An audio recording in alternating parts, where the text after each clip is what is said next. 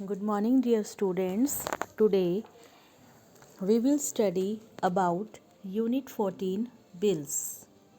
Let's start with following passage. Read the following carefully and find out what Rohan is doing in these pictures. Rohan take this list and buy these items from the superstore.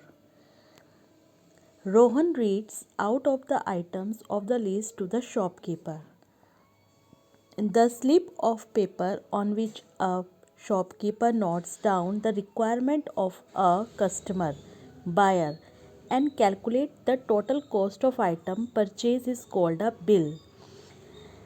जो slip requirements की होती है, customer को जो भी requirement होती है और उसका कैलकुलेट करके जो भी टोटल कॉस्ट ऑफ आइटम्स जितनी भी परचेज की हैं वह कहलाता है bill. Here is your bill. The total amount has come to ₹415.50.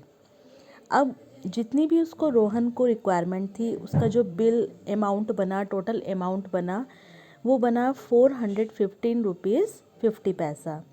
After taking the bill Rohan read it carefully in order to check the total amount of the bill. अब उसने जो सुपर स्टोर से जो रिक्वायरमेंट्स थी वो क्या था?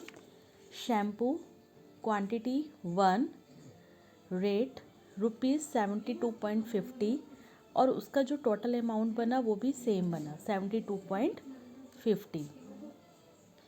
Eggs 6 egg लिए. पर एग 4.50 यानी कि ₹4.50 का एक एग था. तो 4 को 6 से मल्टीप्लाई कर देंगे, that is ₹27. Next jam 2 bottles. 1 bottle cost price is ₹95. तो 2 bottles 95 multiply 2, that is 190. Maggi 3 PACS 12 means 1 pack जो है ₹12 का है. तो 3 पैक मीन्स 12 3 ज़ा 36 मीन्स इनको हम मल्टीप्लाई कर देंगे जितनी क्वांटिटी होती है. Next sugar 2 kg. पर केजी है ₹45. तो 2 kg इज़ 45 2 ज़ा 90. अब जितना भी अमाउंट हुआ उसको हम कंप्लीटली प्लस कर देंगे यानी कि जोड़ देंगे, दैट इज़ ₹415.50. मीन्स उसका जो टोटल अमाउंट हुआ ₹415.50. Uses of bill. अब बिल के यूज़ क्या हैं? Uses of bill. Let's study the uses of the bill now. A shopkeeper can keep a track on day to day sales. बाद में shopkeeper उसको चेक कर सकता है कि हमने कितनी सेल करी है. The customer can cross check the price of item purchase and their total cost. जब आप घर पे सामान खरीद कर लाते हैं तो कस्टमर यानी कि बायर होता है वो दोनों चीज़ों को देखेगा कि हाँ जितनी मनी अमाउंट लगाया है और हमारा जो सामान रिक्वायरमेंट्स थी वो कंप्लीट है या नहीं है. In case of any problem the customer can exchange the item easily by showing the bill. अगर कोई प्रॉब्लम होती है तो हम उसको जाकर दिखा सकते हैं कि देखो भैया आपने बिल में इतना लिखा था और ये इतना है. मतलब कोई भी प्रॉब्लम आती है तो हम उसको इजीली सॉर्ट आउट कर सकते हैं. We obtain gas bill, electricity bill, water bill, ration bill etcetera.